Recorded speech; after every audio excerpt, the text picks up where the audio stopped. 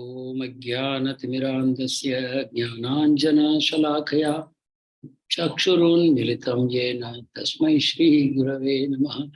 श्रीचैतन्यमनोभीष्टं स्थापितं येन भूतले स्वयं रूप गदा मह्यं ददाति स्वपदान्तिकं। वन्देऽहं श्रीगुरो श्रीयुतपदकमलं श्रीगुरून् वैष्णवांश्च श्रीरूपं साग्रजातं सहगण रघुनाथान्वितं तं सजीवं साद्वैतं सावधूतं परिजन सहितं कृष्ण चैतन्य देवं श्रीराधा कृष्ण पादान् सहगण ललिता श्री विशाखान्वितांश्च। नमो विष्णुपदाय कृष्णपृष्ठाय भूतले श्रीमते भक्तिवेदांत स्वामिन्यति नामिने। नमस्ते सारस्वते देवे गौरवाणी प्रचारिणे निर्विशेष शून्यवादी पाश्चात्य देशतारिणे। हे कृष्णा करुणा सिंधो दीनबंधो जगत्पते गोपेश गोपिका कांत श्री राधा कांत नमोस्तुते। तप्त कांचन गौरांगी श्री राधे वृंदावनेश्वरी वृषभानुसुते देवी प्रणमामि हरिप्रिये। जय श्री कृष्ण चैतन्य प्रभु नित्यानंद श्री अद्वैत गदाधर श्रीवासादि गौर भक्तवृंद। हरे कृष्णा कृष्णा कृष्णा हरे हरे हरे राम राम राम हरे हरे। हरे कृष्णा कृष्णा कृष्णा हरे हरे हरे राम राम राम हरे हरे। हरे Krishna Krishna Krishna Hare Hare Hare Ram Ram Ram Hare Hare. Hare Krishna, dear devotees, welcome back for this session of Bhakti Vriksha. We shall continue with our study of Karma Yoga chapter. Can you tell me where we left last time? Which shloka was it? 35, is it? Yes, 35. We start with 35. Karma Yoga. Shreyan swadharmo vigunaha paradharmat swanushtitat swadharme nidhanam shreyah paradharmo bhayavaha.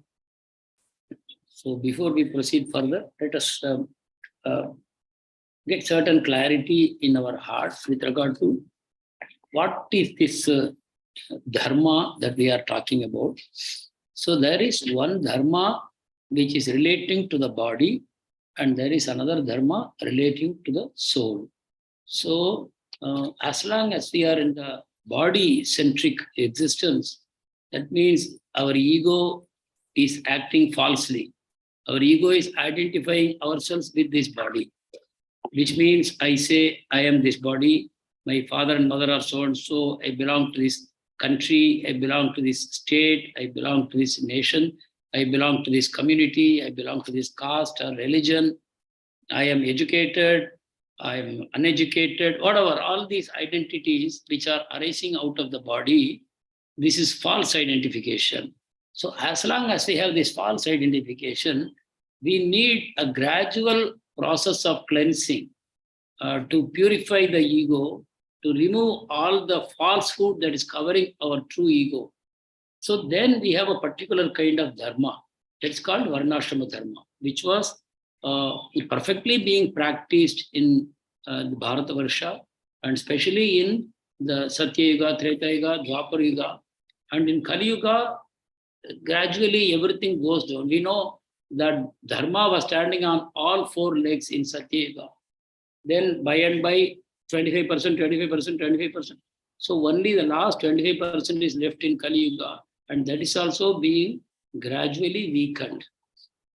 So that dharma is gone. So as a result, the quality of Varnashrama which is being practiced in Kali Yuga is very, very inferior.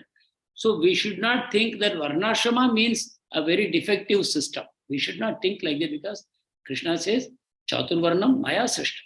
The Varna system is created by Krishna. He himself proclaims that in Bhagavad Gita. So it's not that there is any defect in Varna system or Varnashrama system. Only the problem is because our consciousness in Kali Yuga is so much degraded, the necessary pillars required for keeping this Varnashrama up, they are weak. So that is why we are finding so many defects, whether we take the case of Brahmanas or Kshatriyas or Vaishyas or Shudras, or you take Brahmacharis or Grihasthas, Vanaprasthas. Everywhere we find deficiencies and defects. And that's only because the power of this age. So Varnashrama is the system given to the souls which are misidentifying themselves. The soul is completely transcendental. It is Satchitananda. It has got nothing to do with this material world where everything is constantly changing, everything is created, destroyed. Krishna says, in the beginning, everything is invisible. Vyakta Madhyani Bharata. In the middle, they come into existence, they become visible. Then Avyakta Nidanan Yaiva. Nidana means destruction. So after death, they again become invisible. So all the living entities in this material world, they are in the beginning invisible, then they become visible when they take birth, and when they die, they go invisible. Not that they cease to exist. The soul continues to exist, but temporarily it becomes visible in a material form, and then it becomes invisible from the material eyes.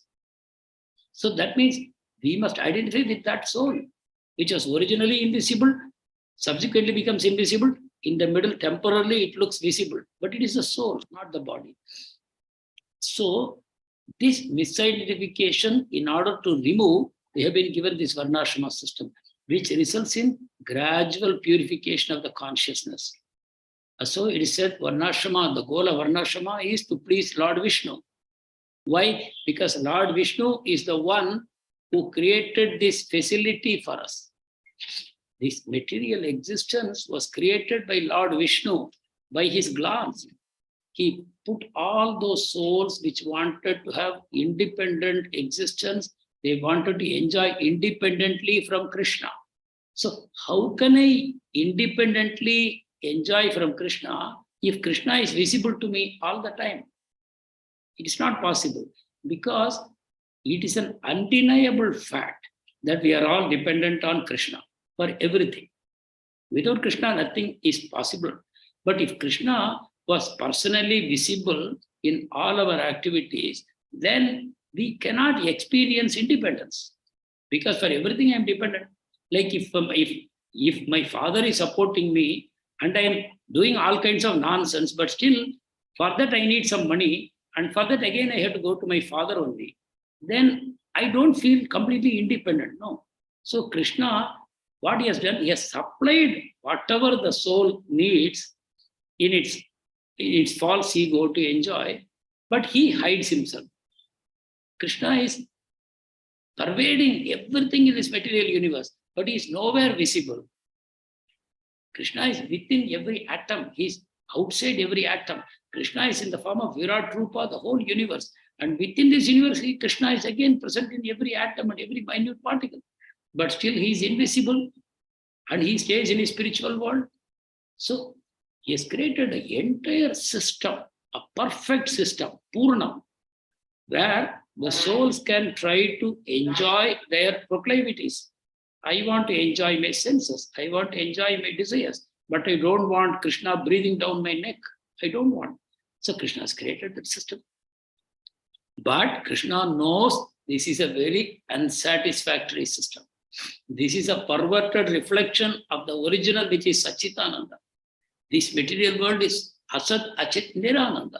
But the soul wanted, and the soul has been given that place. So in a mirage, the soul is looking for water. Water does exist, but not in a mirage.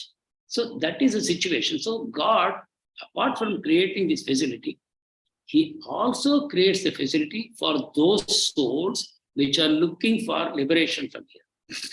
Those souls which are frustrated that, no, I have come to the wrong place. This is not what is good for me. I am looking for real happiness, real eternal life. I am looking for that. Then he sends his representatives, he sends the scriptures, he himself comes in the form of incarnations, etc., to claim such souls back to himself. So this is Varnashrama path means Karma Yoga. In Varna and Ashrama, what we do is Karma. Karma means executing our duties as it is given in the scriptures. I don't have to look left, right. I have to only see what is given in the scriptures and I should execute it 24 hours. That way, I become liberated from my false ego. So when we see in the Karma Yoga chapter, we should realize that Krishna is talking some inferior dharma because the soul is misidentified with the false ego. To that soul, which is living in a false kind of existence, Krishna is giving a particular arrangement. So this is not the best thing that Krishna wants to give. So we should remember that. So when we read Bhagavad Gita or we speak Bhagavad Gita to others, we should not think that in every shloka the complete thing is there. Then what is the need for 700 shlokas? We cannot say third chapter contains the essence of Bhagavad Gita, fourth chapter contains essence. Then no, how can it be? It's a ladder. It is leading you to higher and higher levels. As you master the second chapter, you are ready to enter into the third one. And when you master the third, then you go to the fourth. Like there is a continuous ladder.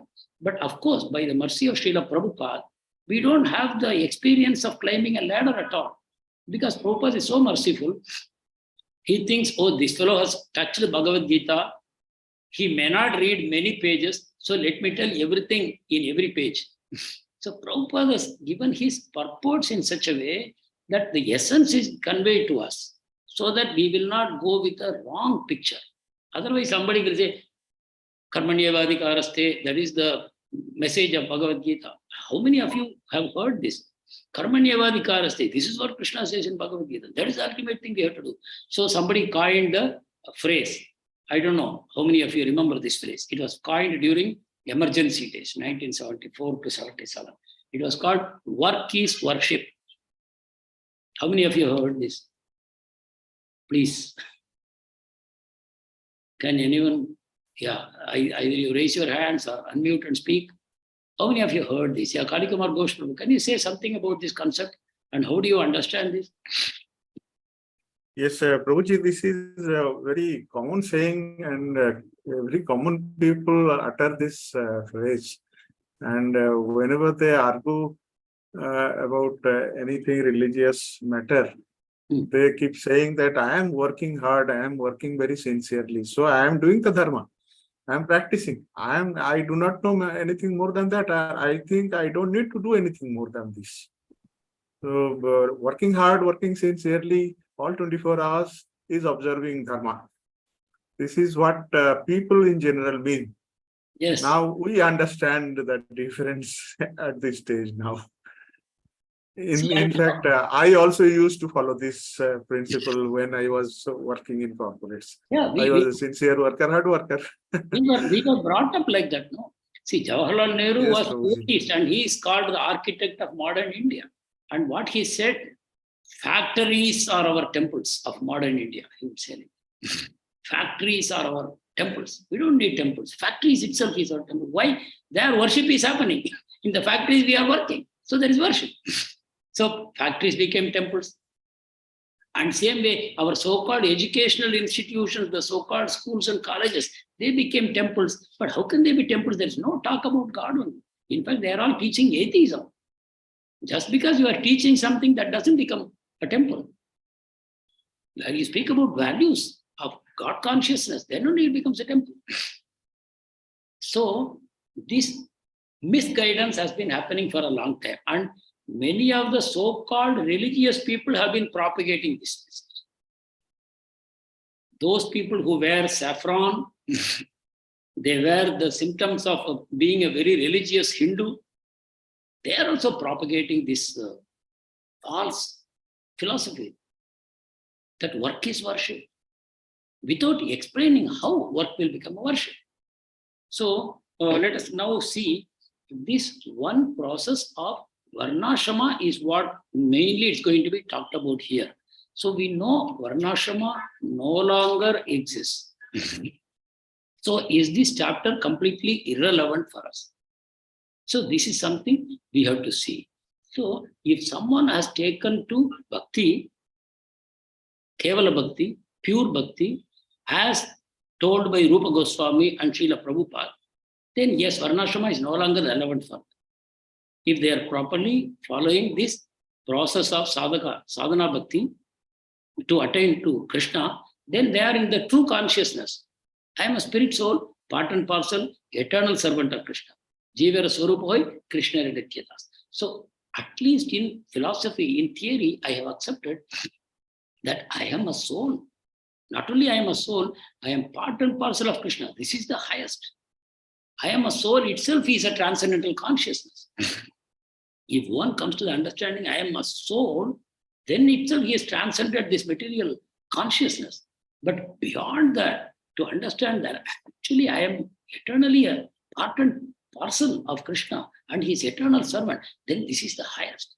So if you are acting on that platform, then Varnashrama has lost its meaning for you. It has no particular meaning for you. And that is what Krishna says in the 1866.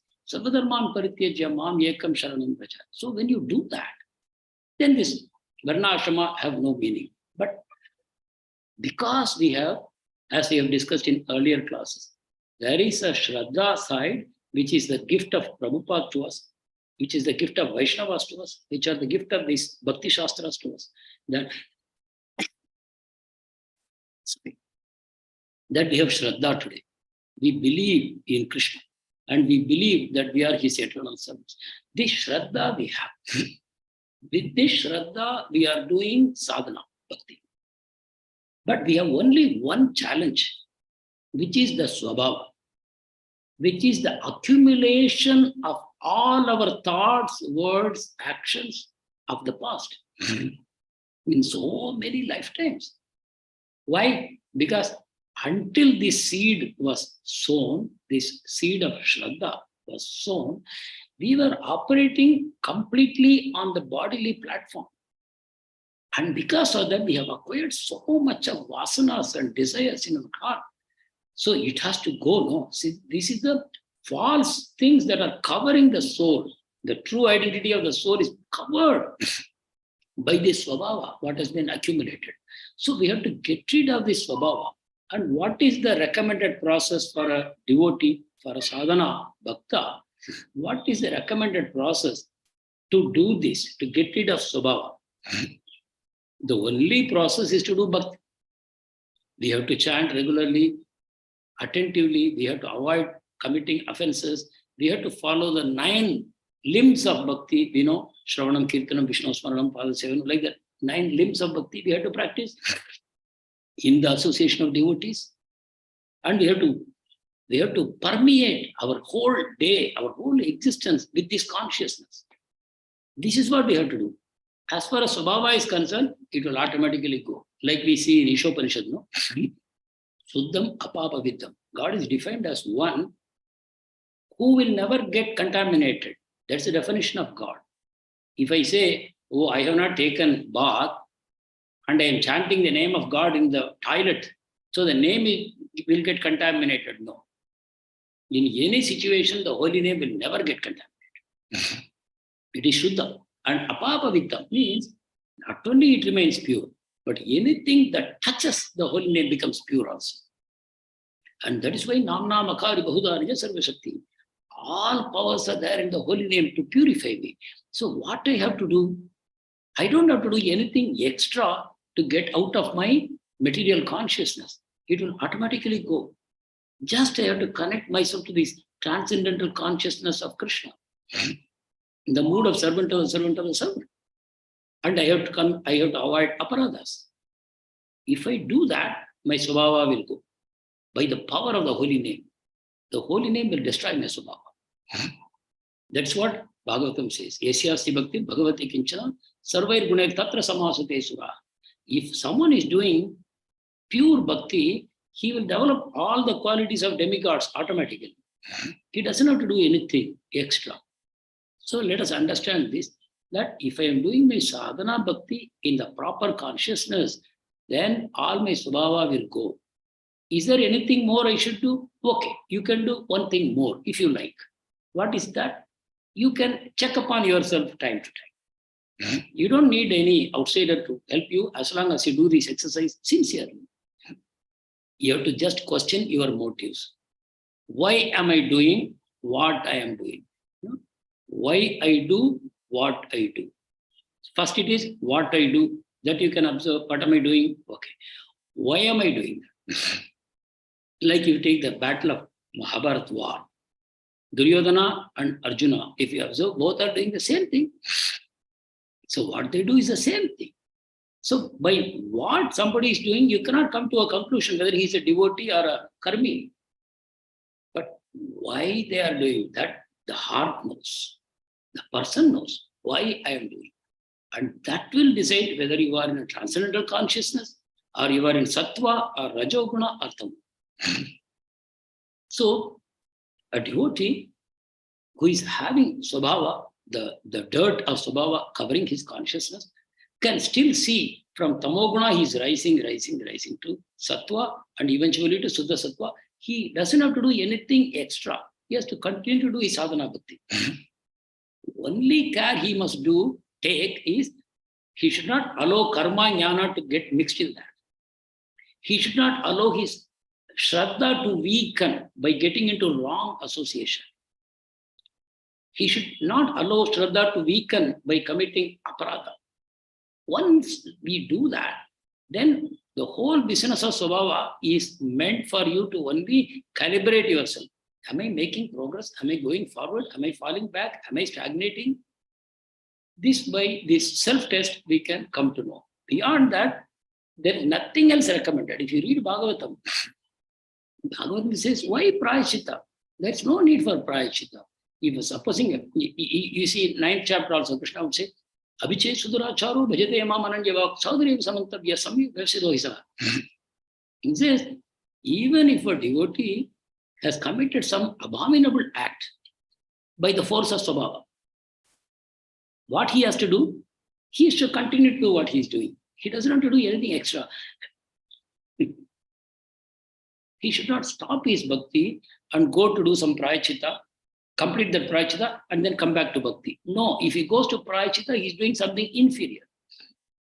He's taking the highest path, he's doing the highest activity, so there is no question of prayachita also. So, if a devotee was taken to the path of pure sadhana bhakti, can do nothing higher than that to what do you call? To purge his sins, to get rid of his sins. He cannot do anything higher than. So a devotee continues to remain in devotion. He has committed a sin, he has committed a massive mistake, he has committed durachar. Still, he has to only continue to do bhakti. And Krishna accepts that person. Krishna says, don't call him as a sinner. Never. Even if he has committed such an act, he is still considered as a sadhu. So while we read this 3rd chapter, let us keep this very much in our mind, that there are two things. One is meant for false ego, people who are affected by false ego. Then there is another path which is meant for those people who have by Shraddha accepted that I am the soul. How do I know? Have I seen the soul? I am a sadhana bhakta. Have I seen the soul? I have not seen. But still I accept that I am a soul. How am I accepting? Can anyone answer this question?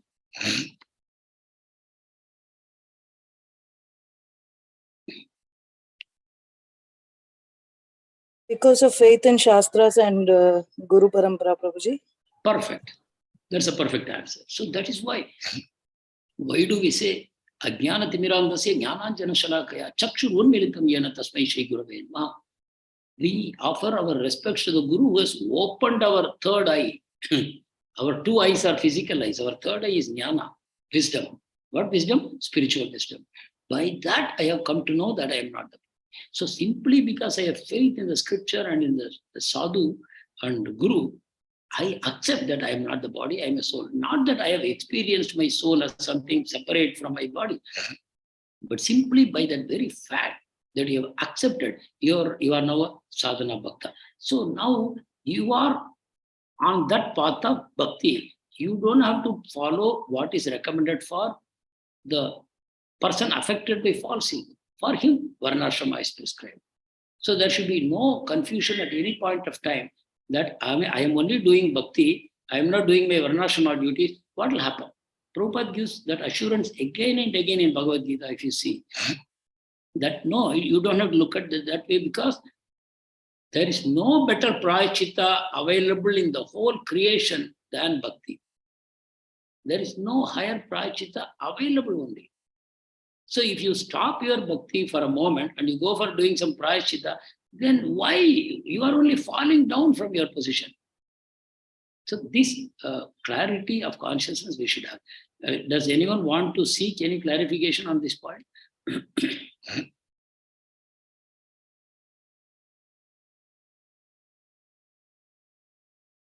Okay, so thank you. Let us pick up this 35 shloka onwards. So 35 shloka says, it is far better to discharge one's prescribed duties, even though faultily, than another one's duties perfectly. Destruction in the course of performing one's own duty is better than engaging in another's duties, for to follow another's path is dangerous. Why? Because Varna Ashrama system is created by Krishna for a very good purpose. What is the purpose? To gradually purify the false ego so that the soul can become liberated. It can go beyond. From tamoguna to rajoguna to sattva-guna, the soul will be gradually elevated by the process of varnashram. Very much. It will go towards sattva-guna. And it will remain in sattva-guna. And when it gets into the association of a devotee, then it will go beyond sattva-guna to transcendental consciousness. This is what happens. So, if someone reaches the stage of sattva-guna, he lives happily in this material world. It is almost like Vaikuntha for him. He doesn't undergo any kind of suffering. If gradually, if you purify your actions, your karma and vasana also get purified. Like someone showed this demonstration, there is a ink bottle, the ink has dried up inside, and they pour water into it, and pure water they pour, colored water comes out. They continue to pour pure water, but more and more colored water comes. But gradually the colored water becomes increasingly diluted. And after sufficient time, pure water goes in and pure water comes out. So like that, if varnashrama, if you are sincerely following, all your svabhava will get cleansed. Why? Because initially you will do this with desire to enjoy the fruits. You do it fruitively. Okay, because karma yoga contains both kamya karma and nishkamya karma. Kamya karma means I want some benefit, for that I am doing this particular yajna, I am doing this particular tapasya, I am doing this particular dana, so that I will get the results. So that is one way, that's kamya karma. But then at a higher level, a person does duty for duty's sake. He doesn't want to enjoy any fruits. Just by executing his duties, he feels, I am feeling that cleansing effect, and I am happy with that, because he is moving into sattva. So this will happen. So simply by living one's life in this mood of nishkamya karma in varnashrama system, one will have a very, very happy life in this material world. Why in Kali Yuga there is so much suffering we see around us? Sometimes when people come and share their miseries with me, I feel, oh my God, you have saved me from so much suffering. Not that I am such a great soul or anything, but definitely what we are undergoing in this life is the result of all our past actions by mind, body, words. So if we have somehow abstained from doing some of the most abominable acts, no meat eating, no intoxication, no gambling, no illicit sex, Prabhupada said, avoid these four things for your own good, and then pick up the name of Krishna. No, not like that. You pick up the name of Krishna and somehow try to avoid it. So picking up the name of Krishna comes first. Giving up sins can come later also. Taking Krishna's name is most important. But the point is, when we give up these sinful ways, our life automatically becomes happy. It doesn't even take much time. If we consciously decide that I won't indulge in sinful sense pleasures anymore, then our life immediately begins to improve. It doesn't take much time.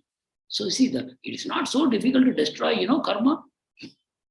Actually, Bhakti Rasamrita Sindhu says, anyone who has taken to the path of bhakti, what bhakti? Uttama bhakti. What is Uttama bhakti?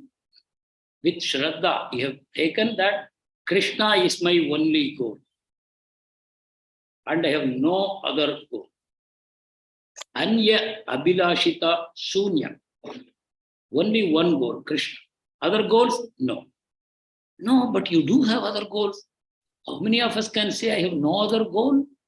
Then, yes, I have other desires, but I don't want them. See, I have desires, but no. I am afraid of these desires. I don't care for it.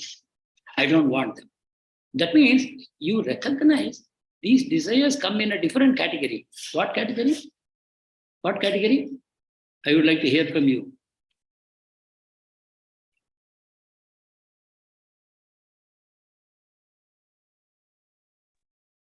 They are material, Prabhuji, and they will give rise to more desires and finally only sadness and sorrow.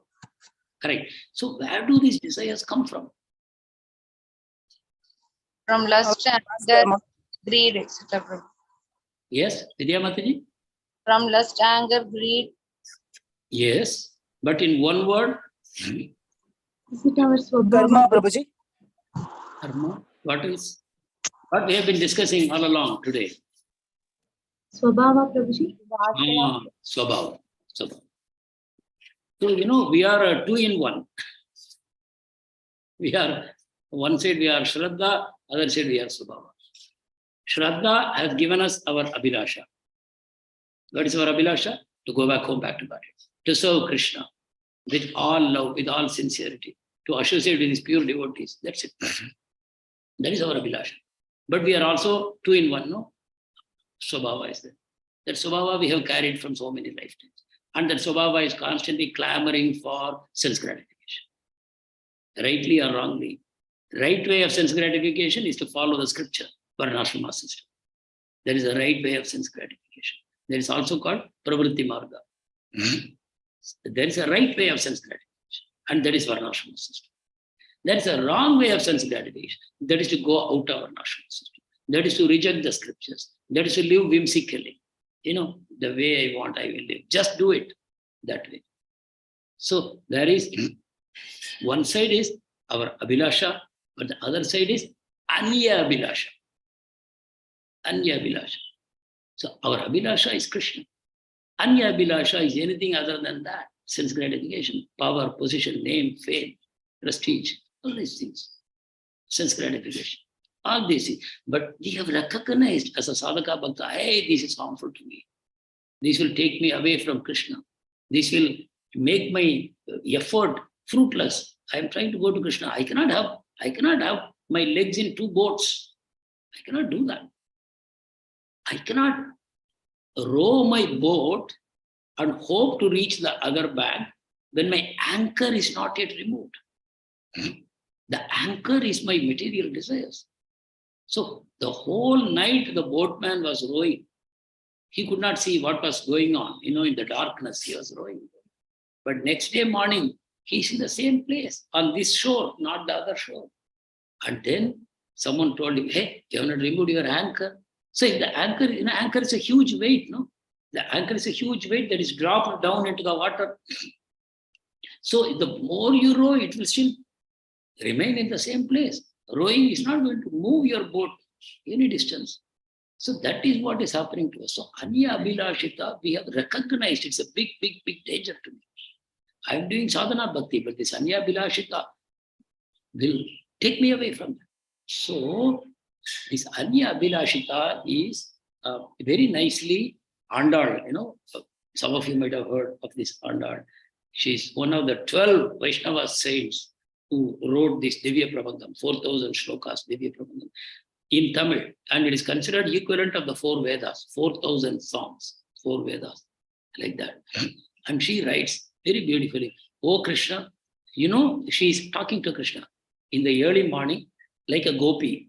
She is, even though she is born in South India, Shiviliputtur, she is in the mood of a gopi. And she's telling, Krishna, why in this cold morning, early morning, we have all taken bath and we have come to your doorstep? You know why? Because we want to engage in your service. And don't think only for one day fancy we have come here. No.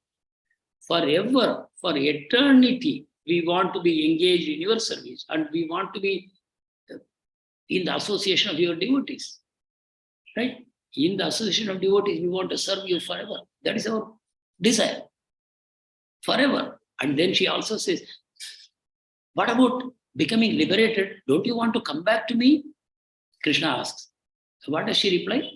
Can you guess? Can anyone guess? Krishna is asking, you say you want to serve us forever. Krishna is saying, so don't you want to come back to me, to my spiritual world? What does she reply? Can you guess?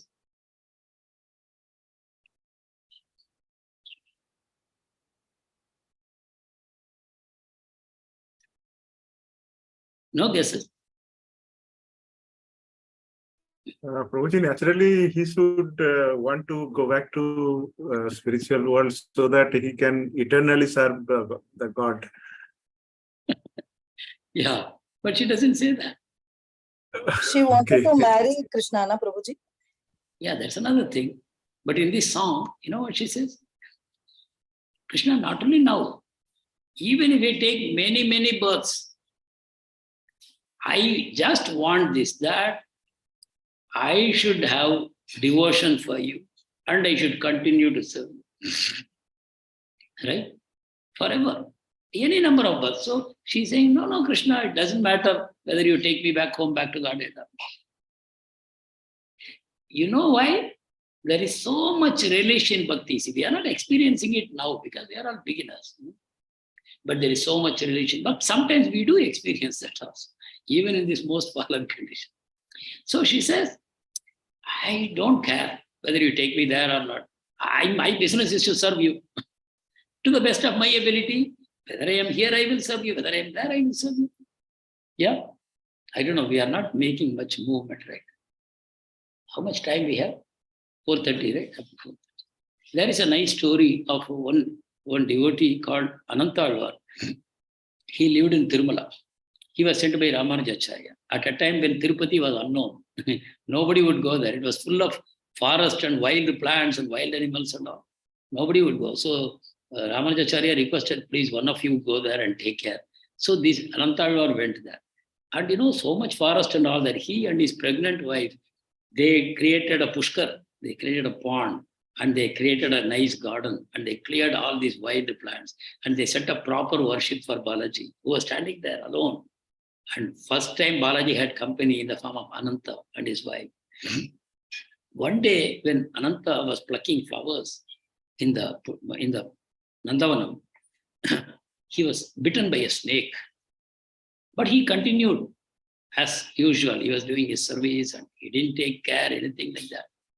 So Balaji called him, said, hey, what are you doing? I know you have been bitten by a snake, but you have not taken any treatment. Why do you do that? What will happen when you die? Will there be anyone to look after me? Who will take care of me? After a long time you have come and you are doing me some service, you are giving me some bhoga, something to eat. You are bathing me, you are dressing me, and you are talking to me. What will happen if you die? Why you are not taking treatment? So can you guess what he replied?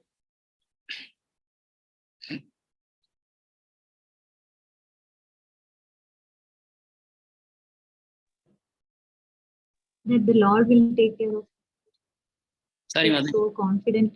Is he confident that the Lord will take care of him? No, that's not good also. You know, you should not expect God to do things for you. Then you are making him your servant. It's very complicated. So, He leaves it at his will. Prabhuji. sorry? He leaves it to the Lord's will, whatever happens. True. But in one sense, that's not good also. No. We have to take care of ourselves also. That is our duty also, right? Anyway, so how it goes, he replied, oh Lord, don't try to cheat me. I know you are the Supreme Lord. I know you are in the spiritual world, and I know you have unlimited devotees serving you. And what about me? I am a fallen soul. I have been already bitten by a snake, but I did not die. What is that snake? false ego. I have been bitten by the snake of false ego and I am still living. And that is a very powerful snake. But now some chota mota snake has bitten me. So what? Supposing I die, what will happen?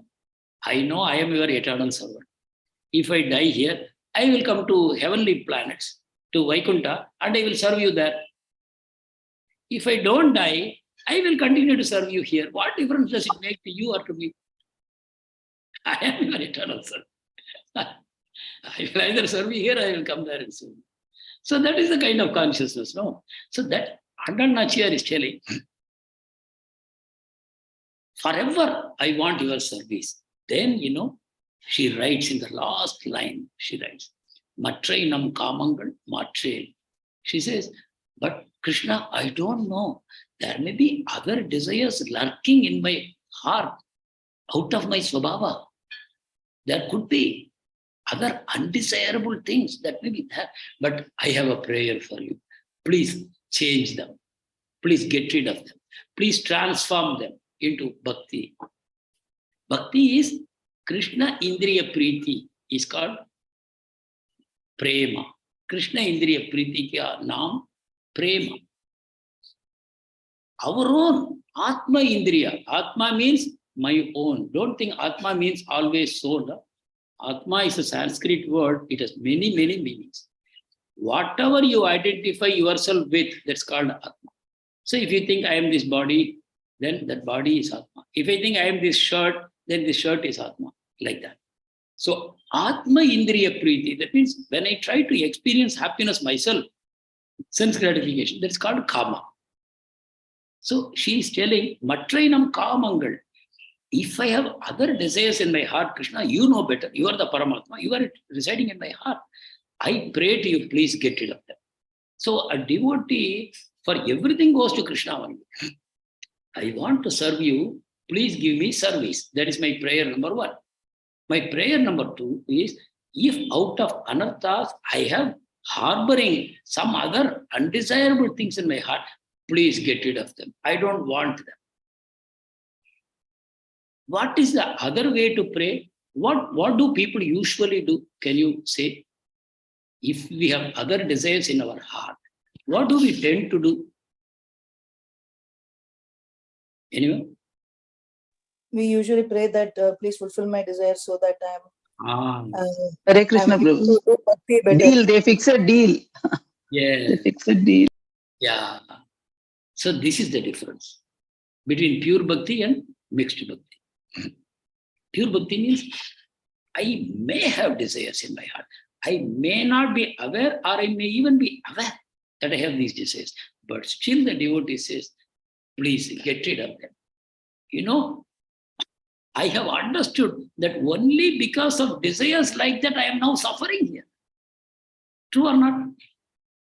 Only because I harbored desires which are other than serving you. By that I am fallen into this material pool. So I know those are dangerous desires. They have brought me into this situation. So I will never pray to you to fulfill those desires. They are dangerous to me. So I request you to deal with them as you deem fit. Leave it to Krishna, as you deem it fit. As far as I am concerned, I want pure devotion. So in this background, if you see what we are reading here in Karma Yoga, the shloka itself can confuse you. The translation can confuse you. But when you read the purports, it will clarify you. This is the mercy of Srila Prabhupada. If someone is just reading Bhagavad Gita, third chapter or fourth chapter, they may come away confused until they go to 18th chapter. Or even after reading 18th chapter, they may be confused. Which is more important? Third chapter is important or 18th chapter is important? They may be confused. Because of Swabhava. Swabhava doesn't allow you to develop the proper Shraddha. But once you come into devotee association, you are able to remove the grain from the chaff. This is the grain, this is the unwanted covering, you get rid of. So like that, here, what is Krishna saying? Perform your own duty, don't try to perform another's duty. Your own duty, even if you do faultily, it is better. than doing another's duty. Why? Because when you do duty conscientiously, there's a word like that in English, conscientious. I am doing my duty as a duty. So that means doing my duty is my duty. Doing another man's duty is not my duty. Why am I doing another man's duty? I am prodded by Swabhava. I want to experience the fruits of my work. So I am doing another man's work. So Krishna says it is dangerous. Doing another man's work is actually dangerous, and it is better to do your own work even faultily than to get into another man's work. And so here, Prabhupada is explaining in terms of Varnashrama. So, for example, a Brahmana who is in the mode of goodness is non-violent. A Kshatriya who is in the mode of passion is allowed to be violent. So that is his dharma. And Arjuna, who is a Kshatriya, is now trying to adopt the course of a Brahmana. And a Kshatriya is not allowed to take sannyas only. But Arjuna is saying, I will take sannyas. So he's moving out of his dharma. So that's why Krishna is telling, better you do your own dharma even faultily. But if you take up another's dharma, it is dangerous. So he says, a Brahmana cannot act like a Kshatriya, and a Kshatriya cannot act like a Brahmana. So there is a point he is clarifying. Then, Prabhupada clarifies. You see, however, when one transcends the modes of material nature and is fully situated in Krishna consciousness, he can perform anything and everything under the direction of bona fide spiritual master. Where the Varna went, where the Ashrama went, Prabhupada is saying this. Once you have come into full Krishna consciousness and you are under the guidance of spiritual master about what to do, what not to do, then you can perform anything and everything. In that complete state, Kshatriya may act as a Brahmana and a Brahmana may act like a Kshatriya, like that. So in the transcendental stage, see this again. You can underline these lines. Are you with me? Are you reading? Yes, Prabhuji. In Yes. the purpose, I'm saying, in the transcendental stage, that means in consciousness, the distinctions of the material world do not apply. Why? The distinctions of the material world are called false ego. So they don't apply. Once you have come into your true ego, then they don't apply. Okay. So next shloka, we'll see. Arjuna uvacha atha kena bhavisoyam papam sarati purushaha Luchannapi Varshneya Baladiva Niyojitaha. So now Arjuna is asking this question. Very, very famous question he is asking. All of us should know why such thing happened. So Arjuna said, O descendant of Vrishni, by what is one impelled to sinful acts, even unwillingly, as if engaged by force? Now, before we read the answers, can you guess, based on our discussions so far?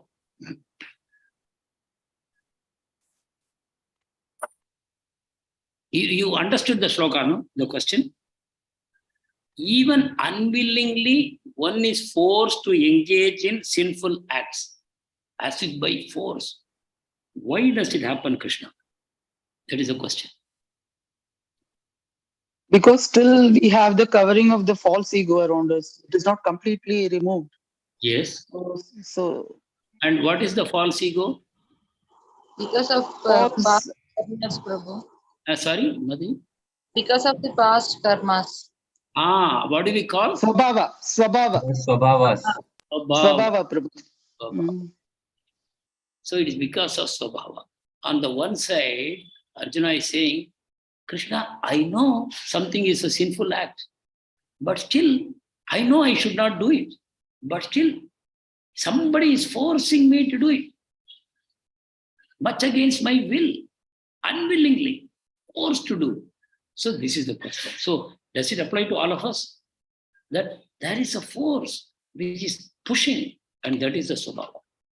In English also, we say force of habit, By force of habit, we say like that. That habit is Swabhava. If we have constantly indulged in sinful actions to fulfill our desires, then that powerful force is there. in psychology, even neurology, they say when you indulge in a particular action repeatedly, a circuit is formed in the brain. A circuit is formed in the brain. And what happens? That's, see, because body works on the principle of efficiency. So when some habit is again and again repeated, the body wants to conserve that circuit. So what it does, it produces a covering around that circuit so that no electricity is lost. So that means the moment the stimulus is presented, the response follows automatically. The moment somebody sees a liquor shop, immediately he will enter into it. Or somebody, he sees a restaurant, the fragrance wafting out of masala dosa or something, he will immediately go inside and order, whether he's hungry or not.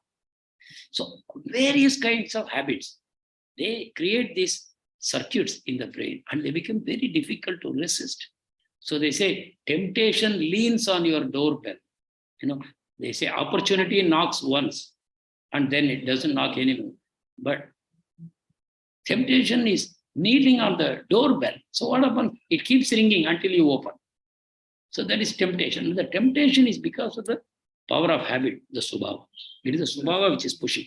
And Krishna will answer it in terms of lust. So what is lust? Lust is compared to a fire. Lust is compared to a fire, which is burning.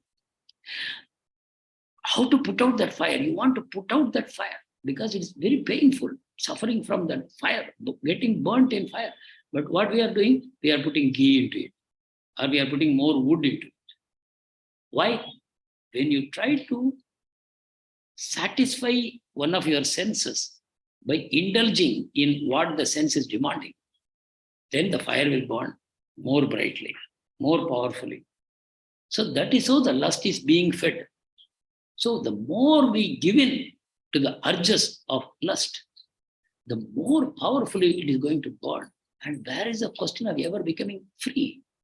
It's not possible. So that is what Arjuna is leading to. So Arjuna's question to Krishna is very sanguine as to the perverted nature of the living entity. This is our perverted nature. Although living entity sometimes does not want to act sinfully, he is still forced to act. Sinful actions are not impelled by super soul.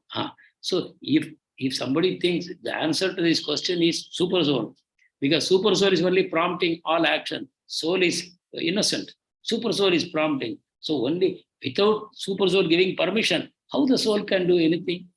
So Prabhupada is saying, no, don't think it is a super soul. Super soul is only supplying the energy. Giving permission means what? You want to do something foolish, gives permission. That is why you have come to this material world, no? So that is the only thing that super soul does. Super soul is completely neutral.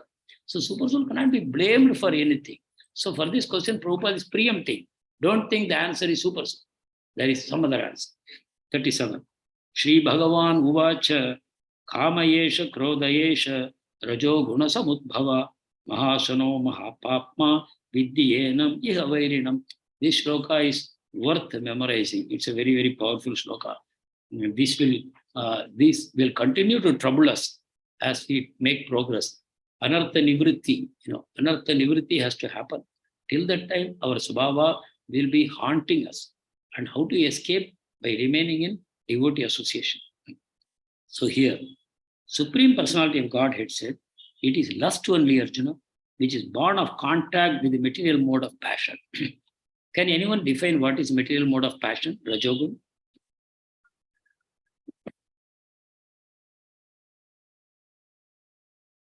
Rajogun?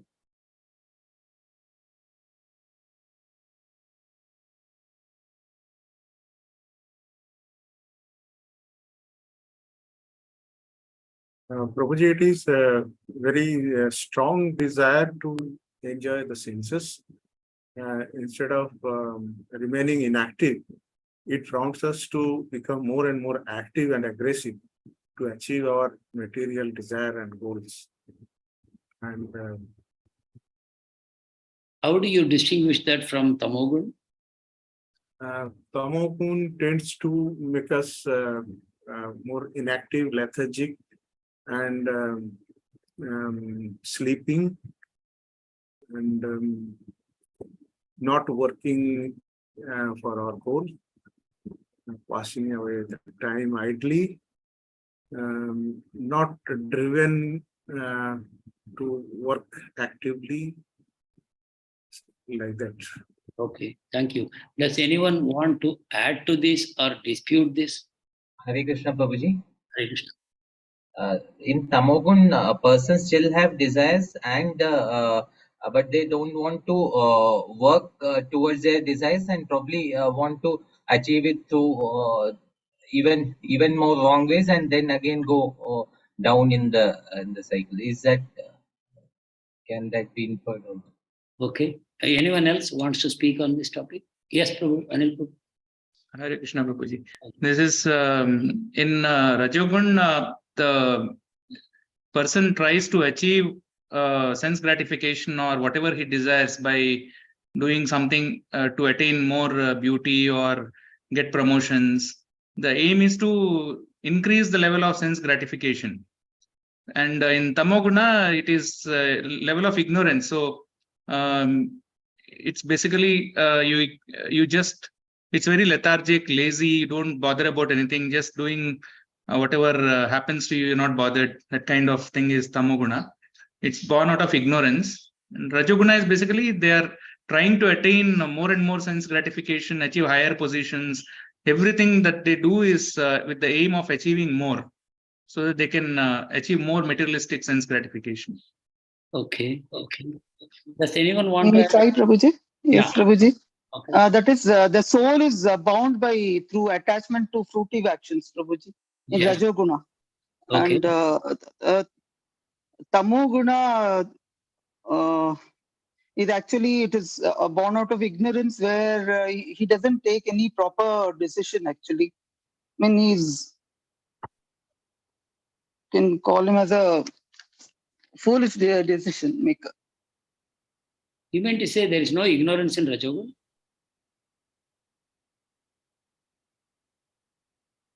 They interrelated, Prabhuji. A person who is in Rajoguna, is he, does he have any connection with the Tamoguna also, Prabhuji? Is he not completely in the... I am asking you because we are now reading Bhagavad Gita third round. Yes, Prabhuji. So, is there ignorance in the other modes of nature or only in Tamogun?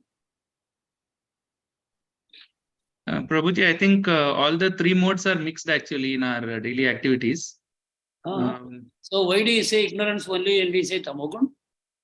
Yes, in Tamogun, like they get into addictions and things which can, I mean, it's a negative way of, I mean, the passion is not to, I mean, to derive some happiness in a different way.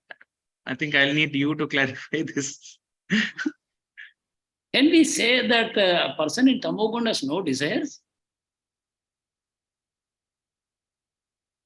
I think they like addictions and all, that is also one way of, they are desiring for a lowly kind of a thing. It's not, I don't know, the sense gratification, whether it plays a role there, I'm not sure, but basically they are trying to satisfy themselves by going into a stupor kind of state or not engaging with the senses in a proper way.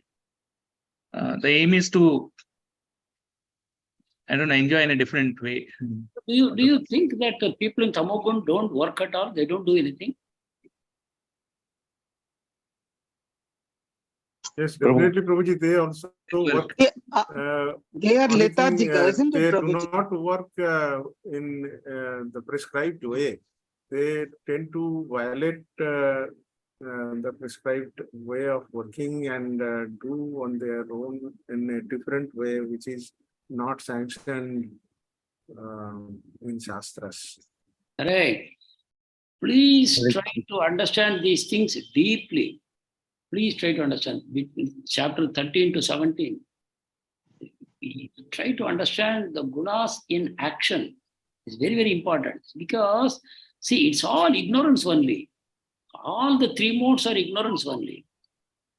Different degrees, like fire and smoke, mirror and dust, or wood and fetus, like that. These are all degrees. So you have to understand why this distinction is made. So in the case of tamogun, the person has desires, but he doesn't have the motive power to work towards that. Meaning, see, if I want to pass an exam, maybe the exam is 6 months later, but I must start working now. A person who is passionate will work towards that result. He wants to pass and he will work for the 6 months. This person who is in tamogun, he cannot accept a goal like that, for which the results will come after 6 months. He is always obsessed with pleasures instantaneously. There's no waiting time. The senses are so overpowering. What is available now, they want to enjoy. But if you are always in that mode of enjoying in the now, then where is the question of experiencing in the future? Because you are obsessed with the present. Now I want to enjoy the present. That is why they become lazy, because laziness is their pleasure, which is immediately available. And working means they don't want it. So they are enjoying that lethargy, that inaction. This is what they are enjoying. So the problem, as very correctly Ghosh Prabhu said, it is a scripture. They understand everything reverse. What is right, they think wrong. What is wrong, they think right. So they're completely deviated from the scripture. In the case of Rajogun, they don't know what is right and wrong. In Tamogun, what happened? They think wrong is right. So it is all degrees. You have to understand that it is degrees. So it is not that a tamogun person is always inactive. They could be very active, but it is always in the wrong way.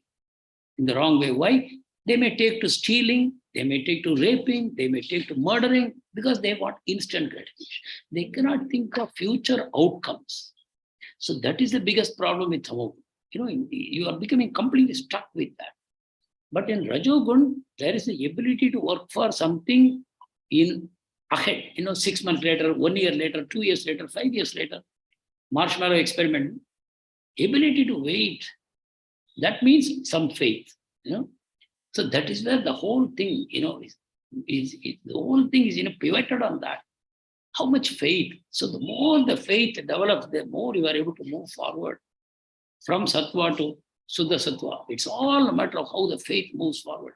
But person who is stuck in tamogun, he's having no faith in that. He wants to enjoy now.